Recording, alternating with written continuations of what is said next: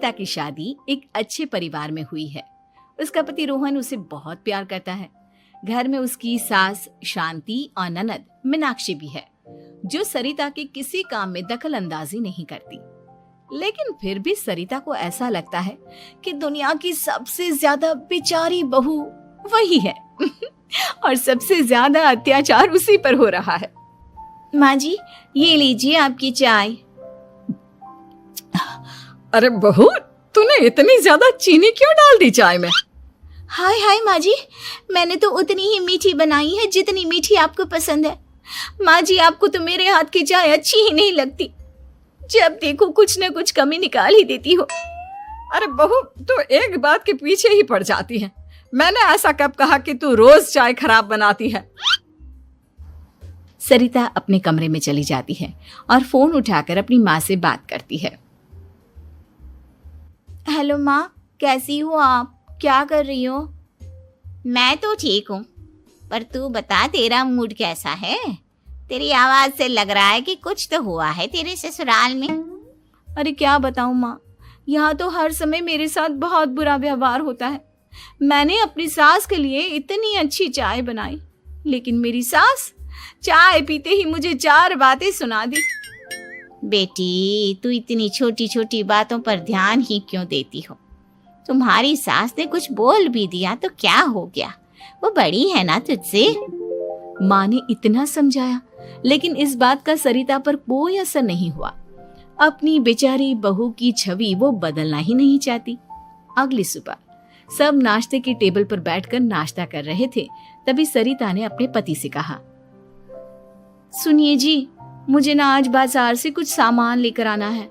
आज आप ऑफिस से आने के बाद मुझे लेकर चलना ना। भाभी, मुझे भी कुछ किताबें खरीदनी है। आप दोनों जा ही रहे हो तो मेरी किताबें भी ले आना। लो, अभी तो बात ही की है बाजार जाने की, तो एक फरमाइश आ गई। माँ जी, आप भी बता दो कुछ, और हाँ, मोहल्ले वालों से भी बोल दो अगर वो कुछ मंगवाना चाहते हो तो। बेचारी मीनाक्षी अपना सा मुंह लेकर रह गई। ये सब देखकर रोहन से चुप नहीं रह गया और वो गुस्से में बोला, सरिता, क्या हो गया है तुम्हें? मीनाक्षी ने तो सिर्फ किताबों के लिए बोला है। तुम्हें मीनाक्षी से इस तरह से बात नहीं करनी चाहिए। माफी मांगो उससे अभी। क्या? मैं माफी मांगू? दिन भर आपके घर के काम करूं मैं, आपकी और आपके घर वालों की बातें सुनूं मैं, और अब माफी भी मैं मांगू? ऐसा कभी नहीं हो सकता। ये बोलकर सरिता वहां से चली जाती है। एक दिन उनकी पड़ोसन घर आती है। अरे सरिता, क्या कर रही है? और क्या करूंगी भाभी जी, बस घर का काम ही कर रही हूँ। आप बताओ कैसे आना हुआ? अरे मैं तो तुम्हारा हालचाल पूछने आई थी, लेकिन तुम तो बिजी लग रही हो। कोई बात नहीं, मैं बाद में आ जाऊंगी। और क्या करूं भाभी जी, जब से शादी होकर आई हूँ ना, बस काम ही कर रही हूँ। और इस घर में ना कोई मेरी कदर नहीं करता। पति है जो बस घर से ऑफिस, ऑफिस से घर। ननद को तो कॉलेज से फुर्सत नहीं। बची सास तो उनका सारा समय मेरी गलतियां निकालने में लग जाता है। अरे ये क्या कह रही हो सरिता? तुम्हारी सास तो पूरे मोहल्ले में तुम्हारी तारीफ करती फिरती है कि तुम बहुत अच्छी हो, पूरा घर तुम्ही ने संभाल रखा है। हाँ तो क्या हुआ, इसमें गलत क्या कहती है? सच्ची तो कहती है। मेरी मर्जी के बिना इस घर का पत्ता भी नहीं हिलता। शाम को जब रोहन घर आया तो उसने सबसे कहा, कल हम सबको मौसी जी के घर जाना है। उनकी बेटी की शादी है। सब अपनी अपनी पैकिंग कर लो, सुबह होते ही निकल जाएंगे। और सरिता, तुम कान खोलकर सुन लो, वहां जाकर किसी की बुराई भलाई शुरू मत कर देना, नहीं तो मुझसे बुरा कोई नहीं होगा। हाय हाय जी, आप तो ऐसे कह रहे हो जैसे मैं सुबह शाम सबकी बुराई करती फिरती हूँ। आज तक कोई कह नहीं सकता कि मैंने किसी की पीठ पीछे किसी के बारे में कोई बुरी बात बोली हो तो। अरे बस बहू, बात को और ज्यादा आगे मत बढ़ा। हमें सब पता है तो हमारे साथ क्या व्यवहार करती है। ये बात घर तक रखना, शादी में किसी को कुछ मत बोलना, नहीं तो सब कहेंगे कि शांति की बहू कितना बोलती है। हाँ हाँ, सब कुछ तो मैं ही बोलती हूँ ना। आप लोग तो हर समय फूलों की बारिश करते रहते हो मेरे ऊपर। सारी गलती मेरी है जो मैं इस घर में आई, सबका कितना ध्यान रखती हूँ, लेकिन फिर भी मेरी तो आप लोगों की नजर में कोई कदर ही नहीं है। अगली सुबह सब लोग मौसी जी के घर पर चले जाते हैं। वहां पर शादी का माहौल होता है। सब जगह चहल पहल होती है, बहुत सारे मेहमान आए हैं। सरिता को वहां बहुत अच्छा लग रहा है। वो अपने मन में सोचती है, यहाँ कितना अच्छा लग रहा है, कितनी रौनक है। मैं यहाँ किसी से ज्यादा बात नहीं करूंगी। अगर मेरे मुंह से कुछ ऐसा वैसा निकल गया तो रोहन जी तो मुझसे गुस्सा हो जाएंगी। सरिता ये सब सोच ही रही थी कि वहां रोहन की कजिन साक्षी आ गई और सरिता से बोली, आप सरिता भाभी हो ना? जितना आपके बारे में सुना था, आप तो उससे भी ज्यादा सुंदर हो।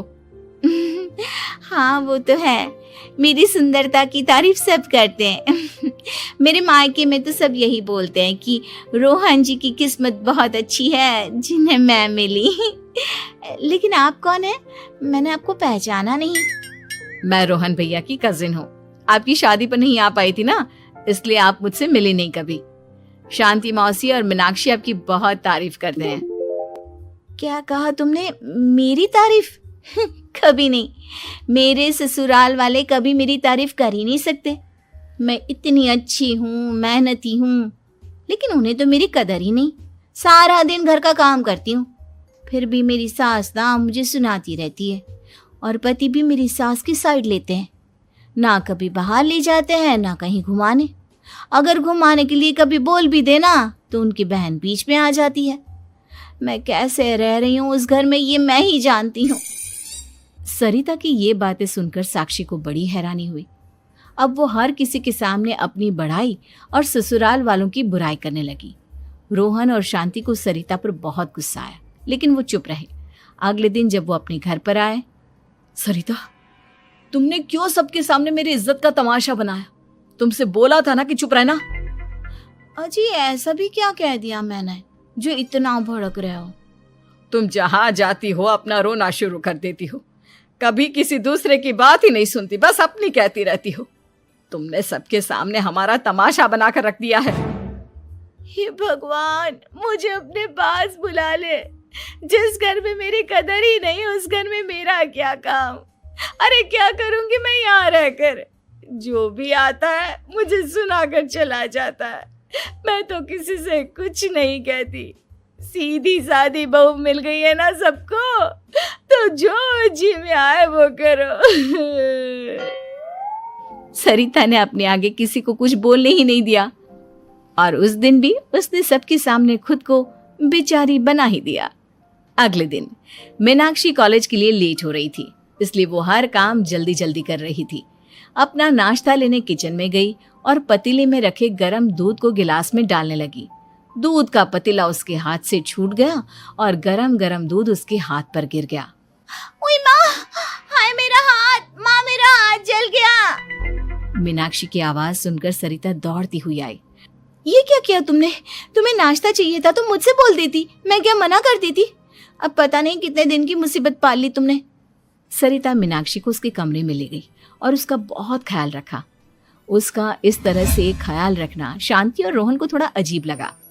माँ, सरिता के दिमाग का भी कुछ पता नहीं। कल शादी में सबको इतना कुछ बोलकर आई है हमारे बारे में, और अब मीनाक्षी की कितनी अच्छी देखभाल कर रही है। ये ऐसा क्यों करती है?